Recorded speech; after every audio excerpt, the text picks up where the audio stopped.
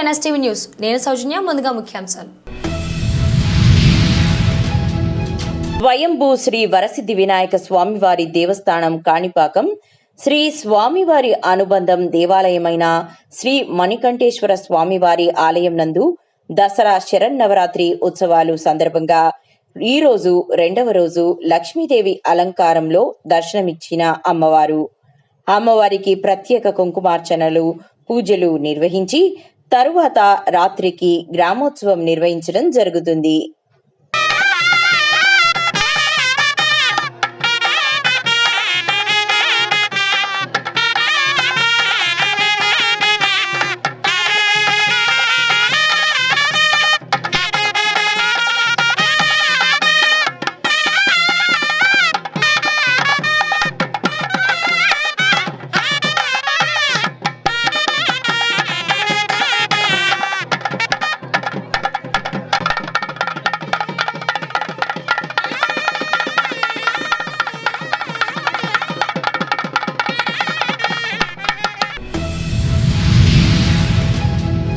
హనుమకొండ జిల్లా కాజీపేట మండల పరిధిలోని మడికొండ అయోధ్యాపురం రోడ్డులో గల మెట్టుగుట్ట రామలింగేశ్వర స్వామి దేవస్థానం సంబంధించిన రామలీల మైదానంలో అంగరంగ వైభవంగా జరగబోయే బతుకమ్మ దసరా ఉత్సవాల ఏర్పాట్లలో భాగంగా మైదానాన్ని శుభ్రపరిచే కార్యక్రమానికి శ్రీకారం చుట్టుతూ కొబ్బరికాయ కొట్టి పనులు ప్రారంభించిన గౌరవ వర్ధనపేట నియోజకవర్గ ఎమ్మెల్యే విశ్రాంత ఐపీఎస్ అధికారి కెఆర్ నాగరాజు.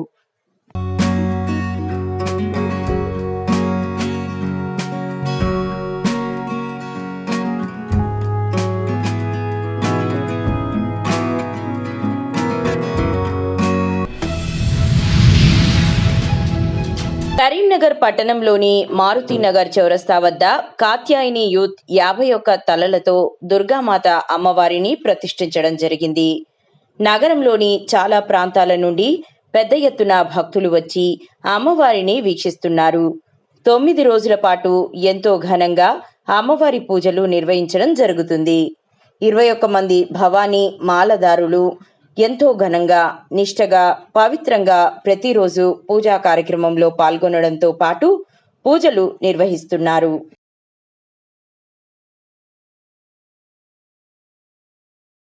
నా పేరు కొయ్యడ వేణుగౌడ్. నేను మారుతినగర్ నివాసులను. మేము మారుతినగర్ చౌరస్తా వద్ద గత 3 సంవత్సరాలుగా అమ్మవారిని ప్రతిష్ఠిస్తున్నాము. గత ఇయర్ మాకు పోయిన ఇయర్ మేము చిన్న పెట్టి అమ్మవారిని అంగరంగ వైభవంగా రోజుకో విధంగా పూజించాము. దాంతో మాకు ఈ ఇయర్ కొంచెం కలిసి రావడం జరిగింది. అందుకనే ఈ ఇయర్ మేము చాలా పెద్ద ఎత్తున ప్లాన్ చేశాము. అమ్మవారిని 3 నెలల క్రితమే ఈ అమ్మవారిని చూసి మేము బుక్ చేద్దామని మహారాష్ట్ర వెళ్ళడం జరిగింది. అక్కడ వెళ్తే వారు మినిమం 5 నెలల ముందే మనం అడ్వాన్స్ 5 నెలల ముందే మీరు ఏదైనా ఉంటే చేపియాలి, ఇది మినిమం 5 నెలలు పడుతుందని చెప్పారు. మళ్ళీ దానికి కాస్ట్ కూడా ఒక 5 లక్షల దాకా చెప్పారు. అప్పుడు మహారాష్ట్ర పోతే మళ్ళా కొరుట్లకు పోయినాం. కొరుట్లకు పోతే కొరుట్లలో 3,50,000 దాకా చెప్పారు ఈ విగ్రహం. మళ్ళీ 3 నెలల ముందే చెప్పమన్నారు. అంటే అప్పుడే మీరు ఇచ్చిన రోజే ఇంకో 2-3 రోజుల్లో మీరు కన్ఫర్మ్ చేస్తేనే అది స్టార్ట్ చేస్తాం అన్నట్టు చెప్పారు. సరే ఇక మనకు అంత బడ్జెట్ వెళ్ళదు కదా, మరి మన 50 మంది చూస్తే ఎవరు అంతగానం ఆర్థికంగా లేరు, ఏదో విధంగా చెయ్యాలి అని నిర్ణయించుకొని ఒకసారి ఒక 2 నెలల క్రింద మళ్ళీ ఒక నెల రోజులు అయిపోయినాక మళ్ళీ ఒక 2 నెలల క్రింద ఇక్కడ మన బైపాస్ మట్టి వినాయకులు చేస్తారు, అక్కడికి పోయి అడిగినాం, ఇట్లా ఈ అమ్మవారిని సేమ్ ఇట్నే రావాలి చేస్తారా మీరు అంటే, ఓకే చేస్తామన్నా 1,40,000 అవుతుంది అని చెప్పిండు. ఇక మాట్లాడితే ఒక 10-20 అటు ఇటు చేసి అప్పుడే డైరెక్ట్ ఒక 20,000 అడ్వాన్స్ ఇచ్చి మీరు ఎట్లున్నదో అట్లా చేస్తే మీకు ఘనంగా సన్మానం చేస్తామని చెప్పినాం. ఎట్లున్నదో మేము ఆ ఫోటో చూపించిన దానికన్నా ఇంకా రెట్టింపు వాళ్ళు చాలా బాగా చేసారు. దానికి మేము వారికి సన్మానం చేసి వారిని ఇంకా మేము మాట్లాడుకున్న దానికన్నా ఇంకో 5,000-10,000 ఎక్కించి మేము వచ్చినాం. కర్నూలు జిల్లా ఆదోని శ్రీకోట మంగరాయ కాలనీ దగ్గర కౌలు రైతు 3 ఎకరాల పొలాలలో 2 ఎకరాల పత్తి, 1 ఎకరా దోసకాయ వేశారు. అయితే వర్షం కారణంగా 2 ఎకరాల పత్తి మొత్తం పాడైపోయింది. దోసకాయ పంట అయితే మొత్తం నీటితో నిండిపోయింది. రైతుకు సుమారుగా 2 లక్షల వరకు నష్టపోయారు. కూటమి ప్రభుత్వం వారు పత్తి రైతులను ఆదుకోండయ్యా అంటూ వేడుకుంటున్న రైతు అప్పు చేసి 2 ఎకరాల పత్తి, ఎకరా దోసకాయ వేయడం జరిగిందని తెలిపారు. మొత్తం 2 ఎకరాలా ఇది? ఇది అది కలిసి 2 ఎకరాలా? అది మొత్తం 3 ఎకరాలు ఇది. నీళ్ళు నిండింది పత్తి ఇది. దోసకాయ ఎకరా 2 ఎకరాలు పత్తి ఇది.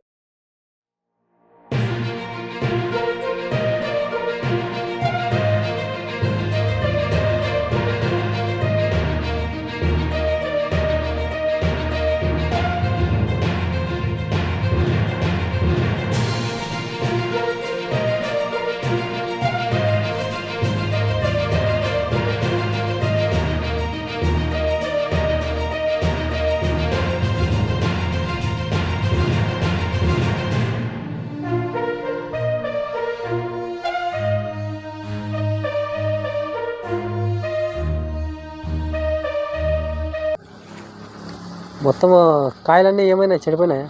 మొత్తం చెడిపోయింది. వీటిలో అయింది కాయలన్నీ.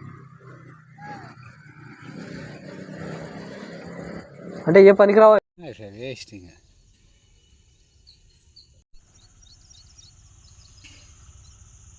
ఇట్లా అయితే చూడు కన్నా.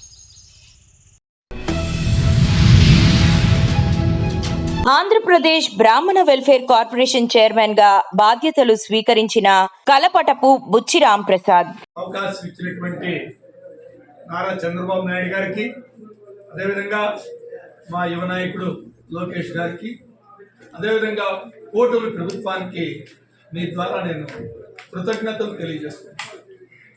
ఎందుకంటే బ్రాహ్మణ సమాజానికి సేవ చేసే అవకాశం కల్పించింది కూటమి ప్రభుత్వం. నారా చంద్రబాబు నాయుడు గారు 2015 సంవత్సరంలో బ్రాహ్మణ కార్పొరేషన్ని దేశంలోనే ప్రప్రథమంగా ఏర్పాటు చేయడం జరిగింది. ఈ కార్పొరేషన్ చూసి దేశంలో 9-10 రాష్ట్రాల్లో కార్పొరేషన్ పెట్టారు. దగ్గర ఆ రోజున 280 కోట్ల రూపాయలతోటి సంక్షేమం చేశాం. దాంట్లో 30 కోట్ల రూపాయలతోటి కోఆపరేటివ్ బ్యాంకును కూడా ఏర్పాటు చేయడం జరిగింది. మూలధనం ఇచ్చి కోఆపరేటివ్ బ్యాంక్ ఏర్పాటు చేశాం. ఆ కోఆపరేటివ్ బ్యాంక్ ఇవాళ దగ్గర 79,000 సభ్యులు ఉన్నారు. ఇది 300 కోట్ల టర్నోవర్ తోటి బ్యాంక్ నడుస్తుంది. ఇవన్నీ కూడా ఆ రోజున నారా చంద్రబాబు నాయుడు గారు దూరదృష్టితో చేసినటువంటి ఆలోచన విధానం ప్రకారం నడిచింది. తర్వాత 2019లో గత ప్రభుత్వం వచ్చిన తర్వాత ఆ ప్రభుత్వంలో జరిగినటువంటి బ్రాహ్మణుల మీద, దేవాలయాల మీద జరిగిన దాడులను చూసి ఆయన మనసు కలత చెంది నేను ఇంటి అడిగితే అప్పుడు ఆయన బ్రాహ్మణ సాధికార కమిటీ దేశంలోనే ప్రప్రథమంగా ఒకే ఒక పార్టీ, ఏ జాతీయ పార్టీ కూడా లేదు బ్రాహ్మణ కమిటీలు. మిగతా బీసీ ఎస్సీలు ఉంటాయి తప్పితే బ్రాహ్మణ్ సాధికార కమిటీ అనేది ఎవరు లేదు. అది తెలుగుదేశం పార్టీ నారా చంద్రబాబు నాయుడు గారు అవకాశం కల్పించారు. దాని ద్వారా మంచి మేనిఫెస్టో ఇచ్చే అవకాశం వచ్చింది. మేము ఇప్పుడు దాకా ఎవరు మేనిఫెస్టో కూడా హిందూ దేవాలయాలను ఉంటుంది తప్పితే ఎక్కడా కూడా బ్రాహ్మణ సంక్షేమం ఇచ్చినటువంటి సందర్భం లేదు. కానీ మొన్న మేము ఇచ్చిన మేనిఫెస్టోలో బ్రాహ్మణ సంక్షేమం అని చెప్పి ఇవ్వటం జరిగింది. దాని ద్వారా మేము మేనిఫెస్టో ఇచ్చి ఆ మేనిఫెస్టో ప్రకారం అన్ని కార్యక్రమాలు చేశాం. ప్రభుత్వం ఎన్ని ఆర్థిక ఇబ్బందుల్లో ఉన్నా కూడా నారా చంద్రబాబు నాయుడు గారు బ్రాహ్మణ్స్ మీద ఉన్నటువంటి అభిమానంతో ధూపదీప నైవేద్యం కింద 5,000 నుంచి 10,000 రూపాయలు చేస్తామని మేనిఫెస్టోలో పెట్టాం. జీవో ఇచ్చి చేశాం. రెండోది 10 నుంచి 15,000 రూపాయలు, 50,000 రూపాయల ఆదాయం పైన ఉన్న వాళ్ళకి ఇస్తామని చెప్పాం. జీవో ఇచ్చాం, చేసాం. ఫస్ట్ నెలలోనే చేసాం. వేదం చదువుకునే పిల్లలకి యువగళంలో ఆ రోజున జాంపల్లో మీటింగ్ పెడితే మన లోకేష్ గారు ఇచ్చిన వాగ్దానం ప్రకారం మేము 3,000 రూపాయలు వేదం చదువుకునే పిల్లలకి ఇవ్వటం జరుగుతోంది. కొండాపురం మండలంలో దత్తాపురం గ్రామంలో కొలువై ఉన్న పెద్దమ్మ ఆలయంలో దసరా శరన్నవరాత్రి మహోత్సవాలు ఘనంగా ప్రారంభమయ్యాయి. అమ్మవారికి అర్చకులు స్నాపనాభిషేకం నిర్వహించి అనంతరం భక్తులకు దర్శనం కల్పించారు. అమ్మవారు ఇవాళ శ్రీ గాయత్రీదేవి అమ్మవారి దర్శనం ఇస్తున్నారు. దసరా శరన్నవరాత్రుల్లో అమ్మవారు రోజుకొక అలంకరణలో భక్తులకు ఇక్కడ దర్శనమిస్తారు.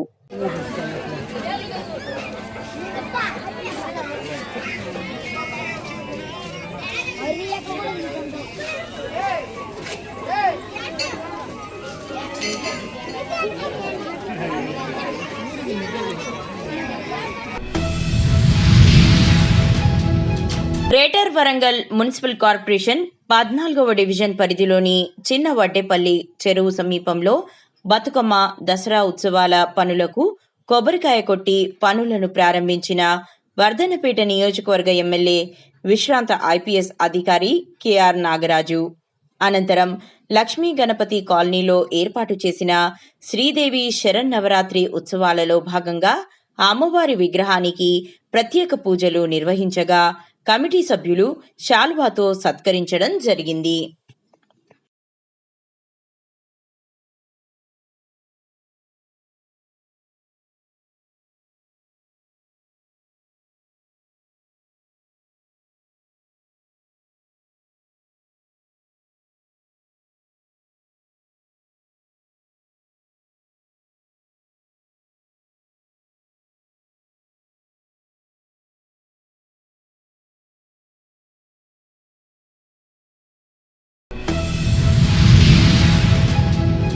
జగ్గయ్యపేట ఆర్టీసీ డిపోకు చెందిన బస్సు విజయవాడ వైపు బయలుదేరిన కొద్దిసేపటికే కీసర టోల్గేట్ దాటిన తరువాత వెనుక టైర్ పగిలి బస్సు నిలిచిపోయింది.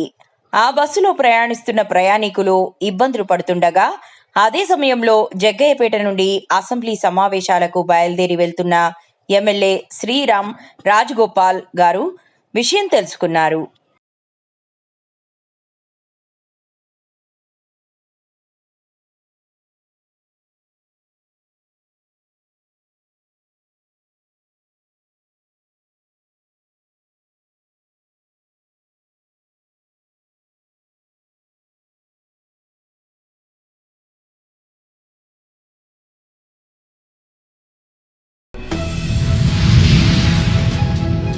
డాక్టర్ బిఆర్ అంబేద్కర్ కోనసీమ జిల్లా రావులపాలెం అమ్మవారిని దర్శించుకున్న ముద్దునూరి మండలం పరిధిలోని ఈతకోట గ్రామంలో జాతీయ రహదారి కొత్త సెంటర్లో కొలువైయున్న శ్రీ కనకదుర్గ అమ్మవారిని బుధవారం నాడు కోనసీమ తిరుమల వాడపల్లి శ్రీ వెంకటేశ్వర స్వామి వారి దేవస్థానం నూతన చైర్మన్ ముద్దునూరి వెంకటరాజు దర్శించుకున్నారు.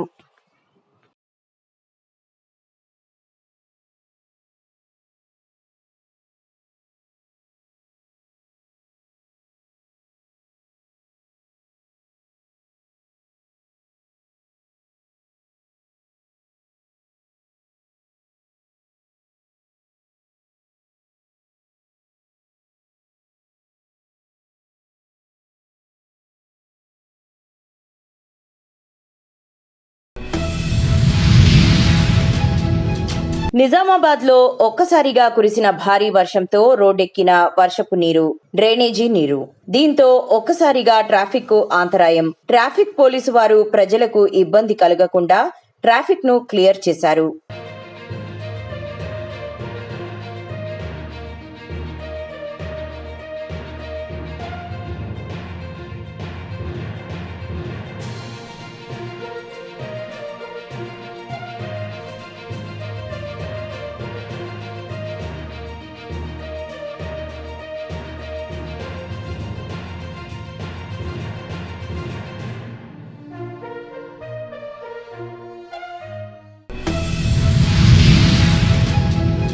నిజామాబాద్ జిల్లా కేంద్రంలోని రైల్వే స్టేషన్లో జరుగుతున్న అభివృద్ధి పనులను ఎంపీ ధర్మపురి అరవింద్ పరిశీలించారు.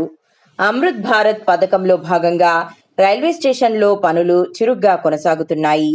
ఈ మేరకు మంగళవారం మధ్యాహ్నం ఆయన అర్బన్ ఎమ్మెల్యే సూర్యనారాయణ గుప్తతో కలిసి నిజామాబాద్ రైల్వే స్టేషన్లో పనులను పరిశీలించారు.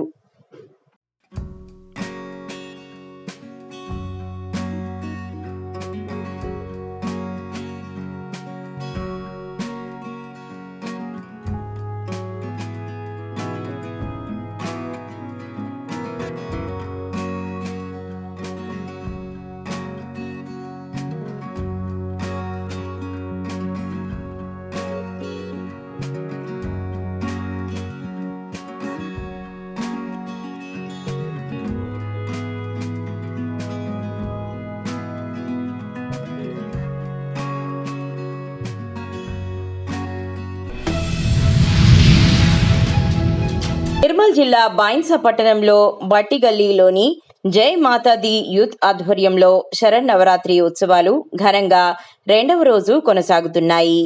జై మాతాది యూత్ సభ్యులు ప్రతిరోజు దుర్గమ్మ తల్లిని పూజలు, భజన కార్యక్రమాలలో భక్తులు అధిక సంఖ్యలో పాల్గొని అమ్మవారి ఆశీర్వాదం పొందుతున్నారు.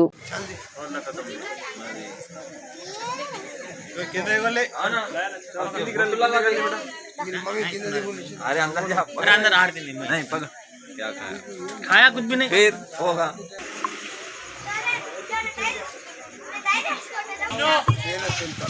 अरे विष्णु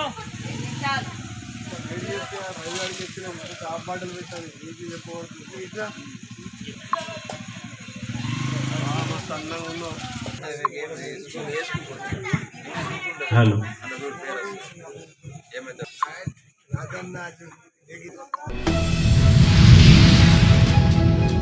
నిజామాబాద్ జిల్లా నవీపేట మండల్ మాతేపల్లి గ్రామం దేవి శరన్నవరాత్రులు ప్రారంభమయ్యాయి.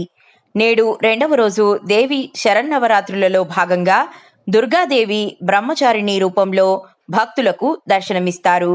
బ్రహ్మచారిణిగా ఉండే దుర్గాదేవిని ప్రత్యేక పూజలు నిర్వహించి తీర్థ ప్రసాదం, నైవేద్యాలు సమర్పించారు.